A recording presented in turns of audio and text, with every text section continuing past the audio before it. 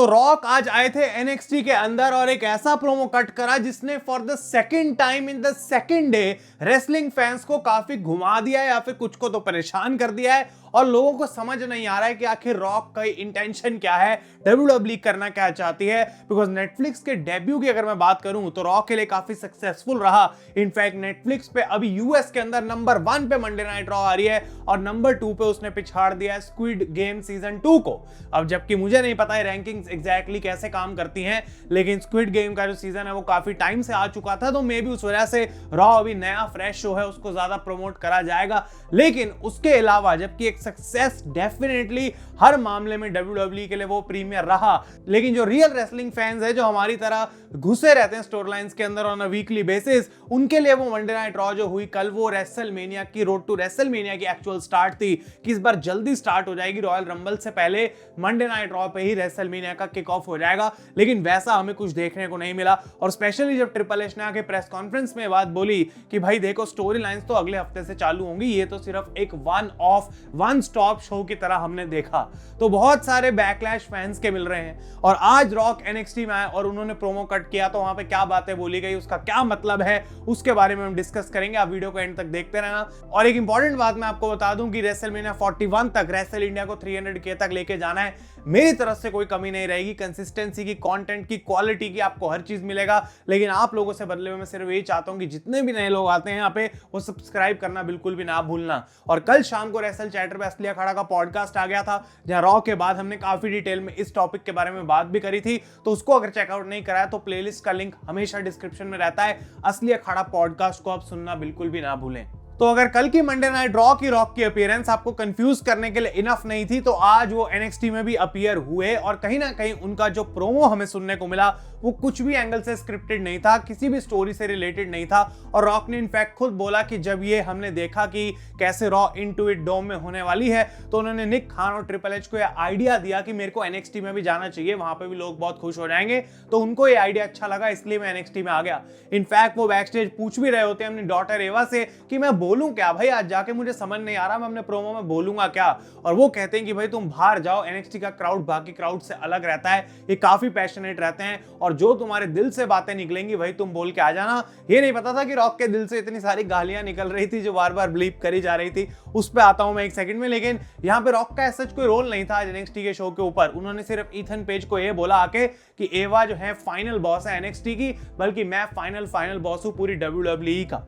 और काफी लोग मुझे बोल रहे थे पूरी एनएक्सटी का रिव्यू करो, वो नेक्स्ट वीक से मैं करने की कोशिश करूंगा, बिकॉज पहली बार मैं ढंग से आज बैठ के एनएक्सटी देखी है, तो मैं उसका रिव्यू क्या ही करूं, मेरे को भी समझनी पड़ेंगी चीजें, फिर मैं आपके लिए बेटर वो रिव्यू बना पाऊंगा। तो नेक्स्ट वीक से कोशिश करेंगे कि हर हफ्ते अब एनएक्सटी का भी रिव्यू बनाया जाए। लेकिन रॉक आते हैं यहाँ पे एज द फाइनल बॉस। काफी डिस्कशन हो रही थी कल की क्या रॉक फाइनल बॉस है भी या फिर नहीं है, तो आज क्लियर हो गया कि कल भी वो फाइनल बॉस था, आज भी वो फाइनल बॉस ही है। और वो रिंग में आके सबसे पहले कहते हैं कि भाई मुझे चिल्स आ रहे हैं, गूज बम्स आ रहे हैं। काफी लंबी उन्होंने टाइम लेके एंट्रेंस से अपने आए वो रिंग के अंदर, फैंस के साथ वो मिले और वो कहते हैं मुझे बहुत सारे निकनेम्स ओवर द ईयर्स बुलाया जाता है, the people's champion, the most electrifying man, the most sexy man, the trail blazing, eyebrow raising, pi eating, और ये सारे जो उनके निकनेम्स पड़े हैं वो इस वजह से बिकॉज रॉक इतने ज्यादा पॉपुलर हैं। और इसके बाद वो एड्रेस करते हैं कोडी रोड्स वाली सिचुएशन जो कल मंडे नाइट रॉ पे हुई थी।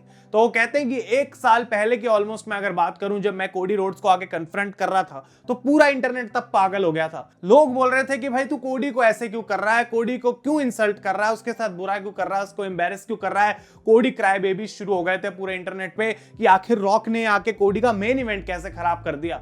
अब वो चीज भुला के मैंने कल जाके मंडे नाइट रॉ पे कोडी के साथ गले मिल गया, तो भी इंटरनेट को प्रॉब्लम है। फिर वो बोल रहे हैं कि तूने कोडी के साथ ऐसे कैसे कर दिया, तू तो इसका दुश्मन था, तू इसके साथ टेकीला कैसे पी सकता है, तू इसको गले कैसे मिल सकता है। तो ये सारी चीजें जो हैं रॉक ने यहाँ पे रखी सामने आके, और फिर वो कहते हैं कि मैं एक बात सबको याद दिलाना चाहता हूं कि the rock is the final boss and is always 20 steps ahead. मैं तुमसे हमेशा आगे का सोचता हूं। और वो कहते हैं कि चुपचाप know your role, shut your mouth and enjoy the ride the rock is taking you on. यानी कि जो मैं करने वाला हूं उसका चुपचाप से इंतजार करो और फिर जो होगा फिर बाद में बताना मजा आया या फिर नहीं आया। इस बात में मुझे भी कोई प्रॉब्लम नहीं है, आई थिंक किसी को भी प्रॉब्लम नहीं होगी। लेकिन ये प्रोमो थोड़ा फनी था बिकॉज उनके पास कोई स्क्रिप्ट नहीं थी कि किस डायरेक्शन में जाएगा, तो काफी सारे कर्स वर्ड्स उन्होंने बोले, फिर अपॉलॉजी भी मांगते हैं वो साइड में जो लोग खड़े थे उनसे, और फिर फाइनली वो अपना यहाँ पे कैच फ्रेज ड्रॉप करते हैं और उसके बाद बेसिकली वो यहाँ से चले जाते हैं। उन्होंने NXT के क्राउड को भी प्रेस किया। वो कहते हैं कि मंडे नाइट रॉ की जो कल की टिकट थी वो तो हैव टू गो वाली टिकट थी कि भाई यहाँ तो तुम्हें जाना चाहिए, लेकिन जो NXT की टिकट होती है वो ऐसी टिकट है जहां तुम जाना चाहते हो। तो वो लोगों को यहाँ पे प्रेस करते हैं, उन लोगों को जो पैसे खर्च के NXT देखने आते हैं मंडे नाइट रॉ की जगह, बिकॉज वो ज्यादा पैशनेट फैंस में भी हैं कहीं ना कहीं। तो वो if you smell what the rock is cooking बोल के यहाँ से निकल जाते हैं। अब आते हैं इस बात पे कि रॉक एक्चुअली में चाहते क्या है भाई, बिकॉज अभी हमको नहीं पता वो रेसलमेनिया में आएंगे या फिर नहीं आएंगे, लेकिन कल जो मंडे नाइट रॉ में देखने को मिला उसके बाद क्या आपको लगता है कि स्टोरी को इस तरीके से घुमाया जा सकता है कि अभी भी रॉक वर्सेस कोडी रोड्स हो जाए? क्योंकि रॉक क्या करेंगे आके, अब अगर रॉक वर्सेस कोडी रोड्स हो रहा है तो सब कुछ फैंस के ऊपर लास्ट टाइम की तरह वो ब्लेम कर सकते हैं कि कोडी क्राई बेबीज को कभी कुछ समझ नहीं आता, चाहे मैं कोडी के साथ अच्छा करूं या बुरा करूं, एक दिन मैंने उससे गले क्या मिल लिया, तुम्हें लगा कि मैं सब कुछ बोल चुका हूं, तो अब वो वापस आके बोल सकते हैं कि ये ऐसा था और फिर WWE इसको कर सकती है। तो मैं ज्यादा लंबा इसको खींचूंगा नहीं, बिकॉज फिर से वो ख्याली पुलाव वाले सेक्शन में मैं नहीं जाना चाहता कि ऐसा होगा तो ऐसा हो गया तो ऐसा हो जाएगा। लेकिन मैं सिंपल यहाँ पे कंक्लूजन यही देना चाहता हूं कि रॉक के आने या ना आने से रेसलमेनिया का पूरा कार्ड रिफ्लेक्ट होगा, और अभी तक प्रोबेबली WWE को पता होना चाहिए कि रॉक रेसलमेनिया में आ रहे हैं या फिर नहीं। मैं यहाँ पे ये नहीं बोलूंगा कि 31st पे रॉक आ जाएंगे, ये सारी एक प्रिडिक्शंस हो सकती हैं, लेकिन यहाँ पे कोई स्पेकुलेशन आप इससे बोल सकते हैं, बट कोई इसका रिपोर्ट नहीं है कि कहीं भी ऐसा कुछ WWE प्लान कर रही है। तो रॉक के ना आने से मुझे लगता है कि कोडी रोड्स का मैच जॉन सीना के साथ होगा, और अगर रॉक आते हैं तो रॉक वर्सेस कोडी रोड्स ही बेस्ट केस सिनेरियो मुझे दिख रहा है। जहां तक रोमन रेंस की बात है उस पर मैं एक जल्दी वीडियो बनाने वाला हूं कि रेसलमेनिया का कार्ड शायद रॉक के बिना और रॉक के साथ क्या हो सकता है। तो आप लोग मुझे जरूर कमेंट्स में नीचे बताएं कि आप क्या वो वीडियो देखना चाहेंगे या फिर नहीं। लेकिन आज के इस रॉक के प्रोमो के बाद तो ये बात क्लियर है कि जो WWE को बहाना बनाना है वो बनाएंगे, जो उनको दिखाना है वो दिखाएंगे, और फैंस को जिस तरीके से उनको स्पिन करना है वो कभी भी कर सकते हैं, बिकॉज उनको भी कहीं ना कहीं पता है कि आज हमने इनको थोड़ी बुरी चीज दिखा दी, कल हम इनको अच्छी चीज दिखा देंगे, तो ये परसों हुई जो बुरी चीज थी, अब पुरानी वाली जो बुरी चीज थी उसको भूल जाते हैं बहुत आसानी से, लोग इतना केयर नहीं करते हैं उस बारे में।